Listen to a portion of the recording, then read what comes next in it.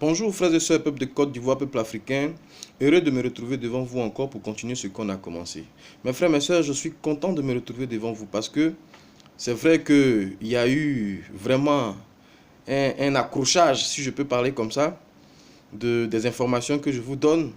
Et vraiment, j'ai reçu comme dirait, des flèches. Mais mes frères, vous savez, la Bible dit que vous connaîtrez la vérité et la vérité vous rendra libre. Et ces vérités-là sont très difficiles. Vous ne pouvez pas imaginer.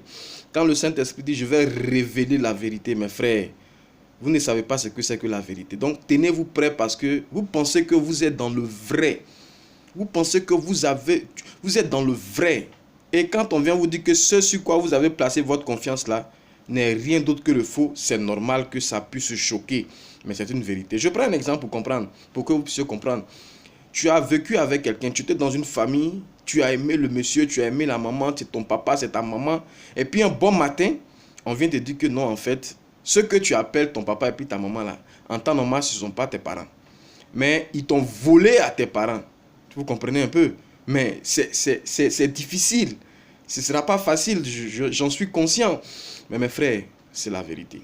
Et aujourd'hui, je vais aller en profondeur de mes dires, de ce que j'ai dit, afin que vous puissiez constater des choses. Mes frères, je ne suis pas venu vous dire, vous insulter, je ne suis pas venu vous parler mal, mais je suis venu vous donner la vérité, afin que vous puissiez rentrer en possession, de votre héritage. Mes frères, je vous ai dit que le christianisme ne vient pas de Dieu. Je ne vous ai pas dit que vous n'aimez pas Jésus. Mais vous êtes dans une mauvaise dimension. Vous êtes là où on ne peut pas manifester Jésus à 100%. Parce que le christianisme, l'Église a une dimension. On va aller dans la même parole de Dieu pour comprendre pourquoi l'Église a été conçue. Pourquoi Dieu permet qu'il y ait des églises. Dieu a dit à Salomon de bâtir le temple, parce que ça vient de là. Mais pourquoi Salomon devait bâtir le temple? Dieu dit, je ne suis pas dans les choses faites des mains d'hommes. Je ne suis pas dans les choses faites des mains d'hommes, mais établis ce temple afin que mes enfants qui sont pécheurs, là, s'ils pêchent, ils pourront venir dans ce lieu-là pour demander pardon. C'est tout. Vous comprenez? Donc, l'église est là pour des méchants que nous sommes. Si tu es méchant, on dit au moins il faut qu'on mette ça là pour que les gens puissent venir demander pardon. L'église n'a jamais été établie pour te faire sortir de la souffrance. Mais si tu pêches, au moins, comme tu ne vois pas Dieu, tu vas avoir, tu peux faire n'importe quoi. Mais Dieu dit, mets le bâtiment là pour qu'en regardant le bâtiment imposant là, le temple là, ces gens là puissent avoir peur. Pour dire, ah, voilà, Dieu est là, il y a quelque chose qui est là, on n'a qu'à aller doucement, doucement. Mais malgré ça là même là, les gens n'ont jamais pu se contenir face à leur péché. Vous comprenez? Donc le diable va s'en saisir. Rome, qui nous conduit dont la civilisation dure jusqu'à aujourd'hui, va s'en servir. Est-ce que vous comprenez? Voilà pourquoi Rome va envoyer Titus détruire le temple et récupérer cette dimension-là pour pouvoir établir sa civilisation romaine. Vous comprenez? Donc l'église qui n'était pas faite sur la perfection des hommes qui étaient là pour pouvoir établir un garde-fou en quelque sorte, qui n'était pas parfaite l'église, les Romains étant en perte de vitesse et voyant que les adeptes de Jésus augmentaient et ça pouvait faire quelque chose de puissant, vont récupérer l'église. Vous comprenez? Ils vont détruire le temple, ils vont carrément transférer le temple à Rome. Vous comprenez? Pour que la civilisation passe maintenant d'une autre dimension à une dimension spirituelle. Et ils vont nous présenter des choses.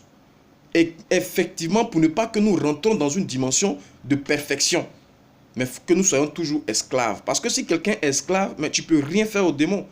Tu es pécheur. Le diable s'en fout que ta chair soit sanctifiée. C'est toi qui penses que comme ta chair est sanctifiée, bon, c'est une bonne chose. Mais le diable, il s'en fout de ça. Lui, c'est ton esprit, lui, il l'emprisonne. Parce que si ton âme est emprisonnée, tu ne peux rien lui faire. Si tu veux, il faut être blanc comme neige. Ton corps n'a qu'à être blanc, même produit. Il faut te dépigmenter, il faut être propre, il faut te tchatcho, comme on dit chez nous. Mais si ton âme est emprisonnée, tu ne peux rien faire contre le diable. Et le diable ne veut pas que toi, tu puisses lui donner des ordres. Donc, il va t'orienter vers une dimension pour te dire, tu es toujours pécheur. Ne cherche pas à aller dans la dimension où tu ne vas pas être pécheur, mais comprends que tu es toujours pécheur. Donc, pêche et puis tu viens, pêche et puis tu viens. Voilà l'église. Voilà l'église. Mais regardez, Jésus a combattu l'église, mes frères, mes sœurs.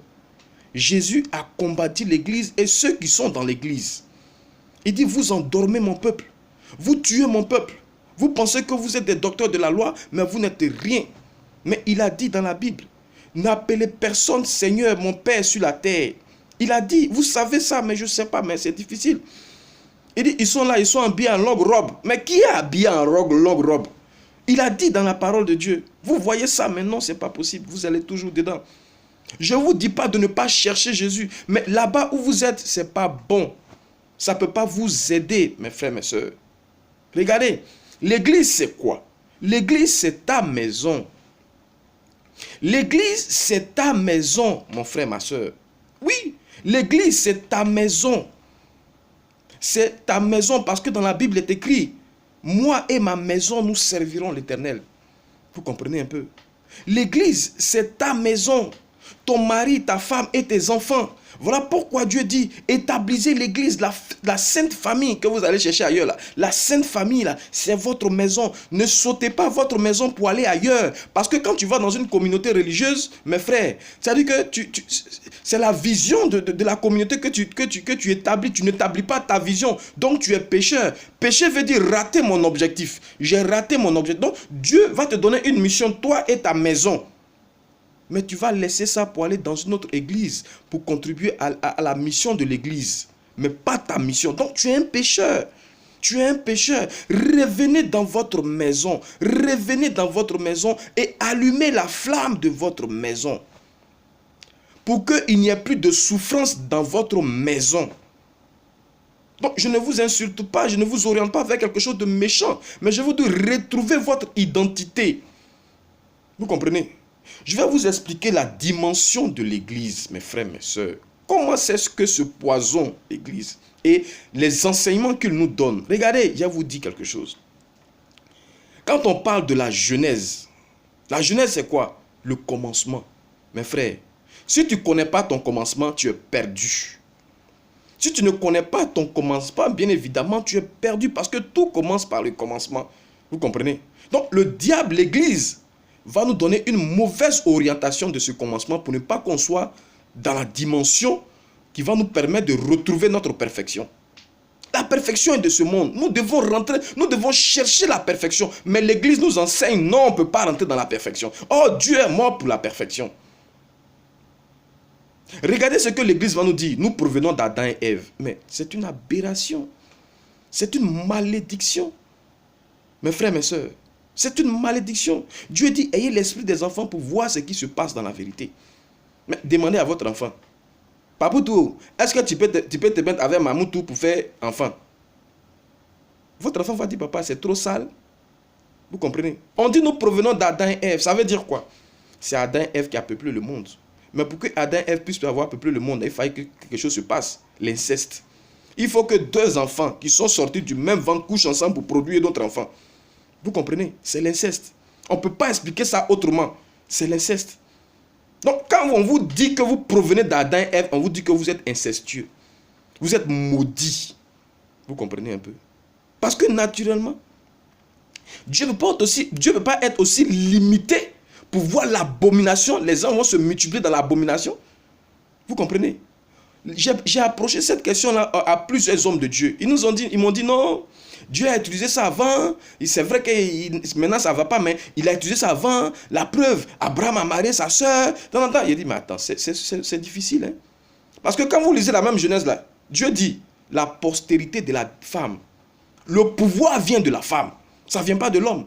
Tu peux avoir même père avec quelqu'un, une fille, tu ne la connais pas là, tu peux la rencontrer, tu peux sortir avec elle. Mais un enfant, ton frère de même ventre, provenant de la femme, c'est l'inceste. Et Dieu dit, je suis le même hier, aujourd'hui et éternellement. Ça veut dire quoi? Ce qu'il est aujourd'hui là, il ne sera jamais ça et il n'a jamais été ça. Aujourd'hui, Dieu n'aime pas l'inceste. Ça veut dire quoi?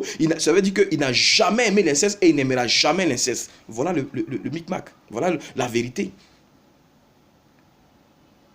Vous analysez pas des choses.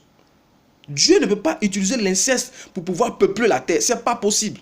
Mais si donc il a peuplé la terre, si on provient d'Adam et Ève, ça veut dire que le serpent il a parlé effectivement. S'il a parlé effectivement, c'est que les animaux parlaient alors. Mais pourquoi ils ne parlent plus? Vous comprenez un peu? La Genèse, c'est une allégorie. C'est ce qu'on appelle chez nous contes et légendes. C'est pour vous donner un message profond, pour ne pas que vous souffrez. Donc, l'Église ne veut pas qu'on rentre en possession de cette clé-là. Donc, ils vont nous dérouter de la vérité. Pour nous dire non, on provient d'Adam et Ève. Et toutes les religions disent que nous provenons d'Adam et Ève. C'est de la sorcellerie. Pour toi-même, c'est pas bon. Mon frère, excuse-moi. Je ne te demande pas obligatoirement de me suivre. Tu comprends?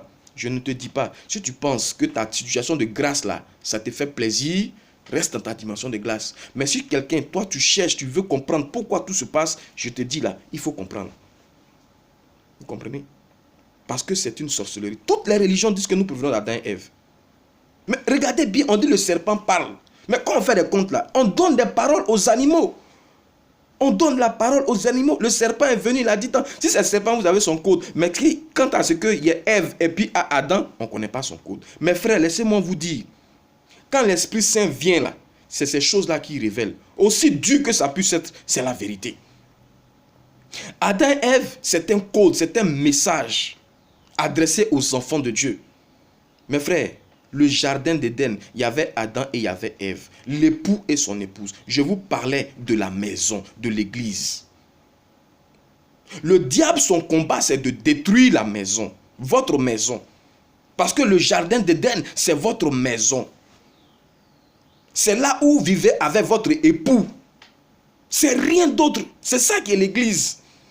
Là où tu vis avec ton époux, c'est là qui est ton église. Il ne s'agit pas de sortir pour aller chercher quelque part. Où tu vis avec ton époux, là, c'est ça qui est ton église. Et tu dois marcher avec ton époux ou tu dois marcher avec ton épouse. C'est une réalité. Et c'est comme ça que tu es dans un paradis, tu vis la perfection. Et donc le diable, pour ne pas que tu vives la perfection et l'amour, le paradis, il va s'attaquer à ta maison. Il va détruire ta maison.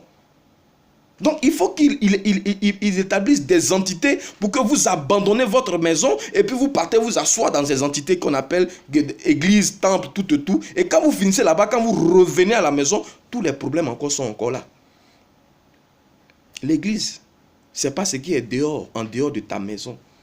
C'est ta propre maison, là où tu vis avec ton mari. Où tu dois vivre avec ton mari. Donc si tu as la connaissance de ce jardin d'Éden là, forcément que tu vas voir ton mari parce que il dit, il n'est pas bon qu'une personne soit seule. Dans le jardin, il n'y a pas une seule personne. Il a vu. Et puis il a vu Adam seul. Il dit non, c'est pas bon. Je vais créer une aide semblable pour rester dans le jardin d'Éden. Donc, si tu comprends que ta maison est ton église, est ton jardin d'Éden, si tu te mets ça dans l'esprit, Dieu forcément va envoyer ta moitié. Dieu forcément, il va envoyer ta moitié afin que vous puissiez le servir, établir le jardin d'Éden. Vous comprenez ça? Mais qu'est-ce qui va se passer avec le serpent? Le serpent, voulant établir son royaume, va attaquer la maison. Tous les combats, tous les fléaux que vous voyez dans le monde commencent à partir des maisons. Commencent à partir des maisons. Mes frères, mes sœurs, c'est une réalité. L'église, c'est donc quoi? L'église, c'est le mariage. L'église, c'est le mariage, mes frères, mes sœurs. L'église, ce n'est rien d'autre que le mariage. Mais ce n'est pas le mariage, vos mariages que vous vivez, puis il y a piment dedans, là, que vous dites, non, c'est le piment de l'amour, là. Ce n'est pas ça. C'est le bonheur parfait. C'est la paix. C'est la joie. C'est la vie. Mon frère, c'est une réalité. C'est ça qui est le jardin d'Éden. Regardez mes frères, on a tous aimé. Il t'est arrivé aussi d'aimer. Mais quand ta copine se trouve à 2 kilomètres quelque part où tu dois traverser la vallée, où tu dois traverser des endroits dangereux, si à minuit ta copine te dit viens me voir chérie Coco, mon frère, on dirait que tu es Superman, tu marches et puis tu t'en vas sans t'en rendre compte. Tu t'en fous du danger. L'amour est une puissance. L'amour est une force. L'amour entre un homme et sa femme, mes frères, c'est le jardin d'Éden. Oh, le diable veut établir son monde qui n'est pas le jardin d'Éden. Non, il faut qu'il fasse quoi? Il faut qu'il détruise la maison. Il faut qu'il détruise le foyer. Il faut qu'il détruise l'église de Dieu. Il faut qu'il détruise le jardin d'Éden. Donc, il va s'en prendre à la maison. Il s'en fout du reste. Il va s'en prendre au mariage. Le mariage est très sacré. Le mariage, c'est au travers du mariage que nous ressemblons à Dieu. Parce que Dieu, il est Père, Fils et Saint-Esprit. Le Père ne peut pas exister en dehors des deux autres. Le Fils ne peut pas exister en dehors des autres. Le Saint-Esprit ne peut pas exister en dehors des deux autres. Ce n'est pas possible. Donc c'est quoi? C'est la famille. Parce qu'il y a le Père, il y a le Fils, les enfants, et il y a le Saint-Esprit qui est la femme. Vous comprenez? C'est ça qui est le mariage. Parce que les enfants, c'est l'alliance. Donc quand vous vous mariez même là, voilà pourquoi il y a 2 ou 3. Vous êtes 2 pour produire 3. Donc c'est le mariage. Et Jésus qui est venu, il a parlé de quoi? Époux et épouse. Époux et épouse. Donc l'église c'est le mariage. L'église c'est la maison. Vous comprenez ça? Mais si vous arrivez à comprendre que l'église c'est la maison, que votre maison, votre mariage est le paradis, mais Satan n'a plus le droit d'exister. Il ne peut plus exister. Donc lui, c'est le foyer, c'est la maison qu'il va attaquer. Voilà pourquoi aujourd'hui, on ne se marie pas. Voilà pourquoi aujourd'hui, même quand on est marié, notre mariage est un enfer. Voilà pourquoi aujourd'hui, il y a les maladies dans la maison. Voilà pourquoi aujourd'hui, il y a les palabres, il y a les querelles et les enfants naissent sans amour et le diable les récupère. Regardez aujourd'hui dans le monde entier, les démons qui sont là dans le monde entier, c'est venu d'où? De leur enfance. Dieu a permis ça pour récupérer les enfants, pour faire d'eux aujourd'hui des démons. Vous comprenez? Donc si Dieu vous dit de revenir dans votre maison, ce n'est pas pour vous faire du mal. Ce n'est pas pour vous faire du mal. Mais c'est vous emmener à retrouver la perfection. Parce que le monde parfait dans lequel nous voulons vivre, nous les Africains, c'est le paradis. Donc ce paradis-là doit commencer par les maisons. Vous devez revenir à votre maison, mes frères, mes sœurs. Vous devez manifester l'amour. Mais l'amour commence par quoi? On dit aime ton prochain plus que toi-même. Mais ça commence par quoi? Ça commence par ta femme ou ton mari. Tu ne peux pas sauter ta femme, sauter ton mari pour aller aimer quelqu'un d'autre. Donc l'amour là commence par ta maison. Donc si tu ne peux pas aimer dans ta maison, tu ne pourras pas aimer quelqu'un. Donc pour sauver l'amour, il faut revenir dans ta maison. Mes frères, mes soeurs, le mariage est le jardin d'Éden. Le mariage, c'est le jardin d'Éden. C'est le paradis. Vous comprenez? L'homme peut vivre sans mariage. Mais la femme ne peut pas vivre sans mariage. C'est impossible. Parce que naturellement, l'homme, Dieu l'a créé quelque part et il l'a placé dans le jardin. Donc l'homme est venu seul dans le jardin. Mais la femme, quand elle s'est réveillée, elle a vu que son mari est là et tout est beau autour d'elle. Donc la femme ne peut pas vivre sans son mari et elle ne peut pas vivre. La femme a besoin de bonheur. Elle ne peut pas vivre dans le malheur. Ce n'est pas possible. C'est pas possible. Elle doit vivre dans le bonheur parce que quand elle s'est réveillée, elle a vu le jardin, tout est beau, elle a vu son mari. Vous comprenez? Donc je vous exhorte, vous les hommes, à ne pas faire souffrir une femme. À ne vraiment pas faire souffrir une femme. Parce que avant c'était excusable, ça peut ne pas se faire. Mais aujourd'hui, nous sommes rentrés dans l'ère du Saint-Esprit. Tu fais souffrir une femme, tu vas payer, mon frère. Tôt ou tard, tu vas payer. Parce que c'est l'Esprit de Dieu. On dit c'est l'être faible. Donc toi, tu dois te protéger. On dit, hommes, aimez vos femmes comme Jésus a aimé l'Église. Ça veut dire quoi? Avec compassion. On ne vous a jamais dit d'aimer vos femmes parce qu'elle est jolie, parce qu'elle a des rondeurs, parce qu'elle a l'argent, mais elle a ceci. On dit qu'il faut avoir compassion d'elle. Jésus a eu compassion de l'Église et il s'est donné lui-même pour son épouse. Donc toi là, il faut prendre soin de ta femme. Il ne faut pas attrister son cœur. Tu vas la laisser aller chercher notre femme au dehors. Elle ne te voit pas, mais le Dieu Tout-Puissant te voit et il voit que tu es en train de faire souffrir ta femme. Il ne peut pas te donner la bénédiction. Il ne peut pas te donner la bénédiction. À moins qu'il soit fou. Vous comprenez? Tous nos malheurs, nous les hommes, viennent parce qu'on fait souffrir les femmes. Moi je le dis, je n'ai pas été aussi parfait. Dans ce mécanisme, on a fait aussi. Mais quand tu comprends que tu es rentré dans une autre dimension, passe le message. Passe le message. Demande pardon à toutes ces personnes à qui tu as fait du mal. Homme. Et dis à ta femme, à partir d'aujourd'hui, c'est pour toi. Je suis pour toi. Elle est vilaine. Elle t'insulte. Elle est quoi que ce soit. Dieu dit, il ne faut pas faire pour elle, mais faire parce que c'est une loi que je t'ai donnée. Obéis à ton Dieu. Occupe de ta femme, prends soin d'elle, aie compassion d'elle, fais tout pour qu'elle soit heureuse parce qu'elle a besoin du bonheur. Tu vas voir si Dieu ne va pas t'ouvrir les portes du ciel pour donner à ton épouse le bonheur. Vous comprenez? Vous les femmes, c'est vrai, vous êtes nés dans le bonheur. Mais qu'est-ce que Dieu vous demande? Soyez soumises et vertueuses à votre mari. Soyez soumises et vertueuses à votre mari. Ça veut dire quoi? Il te frappe, il t'insulte, il te demande le divorce, il te crache dessus, il te fait ce que tu veux dessus. Ma soeur, c'est ton mari. Ne le fais pas parce qu'il doit te redonner quelque chose, mais fais-le pour ton Dieu qui t'a demandé d'être soumise à lui. Il est ce qu'il est, mais c'est ton époux. Dieu dit, femme, en dehors de ton mari là, tu n'as pas autre Dieu. Si tu aimes Dieu, aime ton mari. Tu comprends? Ne lui manque pas de respect. Ne lui manque pas de respect. Obéis à ton mari. Cherche à ce qu'on puisse glorifier son nom au travers de tes œuvres. Il n'a qu'à être ce qu'il est, ma soeur. Si tu fais ça, si tu respectes la loi de Dieu, tu amènes Dieu à respecter sa part du contrat en faisant de ton mari son image. Voilà le secret de la transformation des maris qui sont en fait des enfants. Vous les femmes, vous avez la puissance de Dieu. Vous souffrez parce que l'église vous a trompé. Vous souffrez parce que l'église vous a menti. Il vous a dit que oh, femme, toi tu es l'être la plus faible. Venez, venez. Et quand il y a Esprit Saint, c'est vous qui tremblez. Mais vous ne savez pas que vous êtes la puissance des puissances. Parce que vous faites grandir, vous faites naître un enfant, vous le faites grandir et vous le faites devenir vieux, adulte. Vous avez le pouvoir. Mais parce que l'église ne peut pas vous enseigner et vous souffrez dans votre maison. Vous ne vous mariez pas, vous avez dépassé l'âge. Vous pensez que vous avez dépassé l'âge, mais vous ne vous mariez pas. Si vous êtes marié, votre mariage est une catastrophe. Pour celles qui sont encore bons là, pour celles pour qui le mariage est encore bon là, de regarder quelque temps, ça va se gâter. Parce que l'homme, il est insatisfait. L'homme se lasse vite.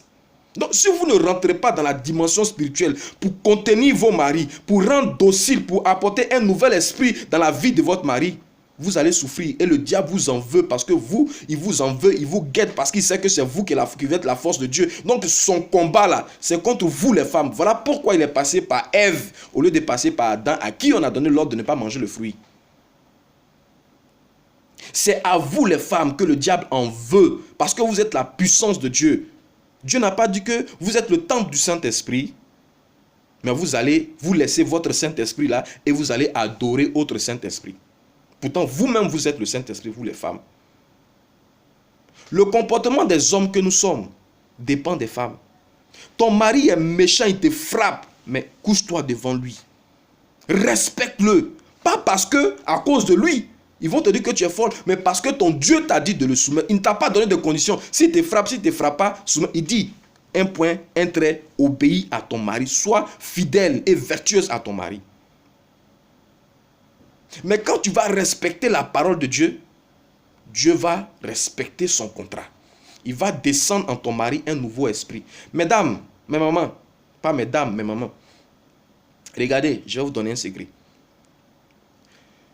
Le mari que vous devez avoir, mais que vous avez là, vous n'êtes pas marié à lui. Vous êtes marié à Jésus-Christ. Votre époux, c'est Jésus. La femme est mariée à Jésus. Vous comprenez? Vous les femmes, vous êtes mariées et vous devez vous marier à Jésus. Vous comprenez? Si vous vous mariez à Jésus et que vous êtes exemplaire à Jésus, qu'est-ce que Dieu va faire? Il va vous envoyer son représentant. Donc, votre mari est le représentant de votre Dieu dans votre vie. Vous comprenez? Donc, vous pouvez changer la situation de votre maison. Vous pouvez changer la situation difficile de votre situation maritale. Si vous comprenez que votre premier mari, c'est Jésus. Et vous vous repentez d'abord de ce que vous avez regardé à gauche, à droite. Vous comprenez? Vous devez servir Dieu. Vous devez faire un avec Dieu, afin d'être rempli de son Saint-Esprit. Si vous faites ça, Dieu va vous remplir de son Saint-Esprit. Vous comprenez? Et Dieu va vous envoyer votre mari. Et quand il va l'envoyer là, il va le faire, on dit Dieu de gloire, Dieu de toute bonté, de toute gloire. Il va le faire tellement glorieux, tellement beau, tellement bien argenté, bien brillant, et vous allez être dans la gloire avec ce monsieur. Mes frères, mes soeurs, mes mamans, je vous parle de cette dimension maritale et vous les femmes, vous allez peut-être me dire que non, tu as fini encore si Gbagbo, tu viens sur nous. Mes frères, mes soeurs, mes mamans, nous sommes dans un combat, le combat africain. Gbagbo, c'est la tête. Et vous, les mamans, vous êtes l'épouse. Retrouvez votre identité. Sortez des églises. Sortez des églises. Et retrouvez Jésus, votre premier mari. Et commencez à intercéder pour nous, nous les hommes. Commencez à intercéder pour Laurent Gbagbo. J'ai dit, ce n'est pas une dimension politique. Mais c'est Gbagbo que Dieu a choisi pour détruire le diable qui se situe sur le continent africain. Donc nous avons intérêt à le soutenir. Quand vous allez rentrer dans cette dimension, vous allez voir que Gbagbo a besoin de prière. Regardez tout ce qui se passe autour de lui. Toutes mes vidéos que j'ai annoncées sont en train de se réaliser. Gbagbo doit se retirer de la politique parce que c'est un serviteur de Dieu. Maman, voilà maintenant là, dans ce quoi je vais rentrer. Je vais vous apprendre comment retrouver votre mariage qui est gâté. Votre mari, ou même votre femme, ou même votre situation de vie qui est gâtée là. Je vais vous emmener à retrouver ça au travers de ma parole. Voilà pourquoi je dis sortez des églises. Je ne dis pas de sortir des églises pour rien, mais sortez des églises pour que vous puissiez retrouver une nouvelle identité. Je vais vous enseigner. Je vais vous enseigner. Et on va retrouver la paix au lieu de chercher la guérison. Maman, soyez bénie et que Dieu vous garde. À très prochainement.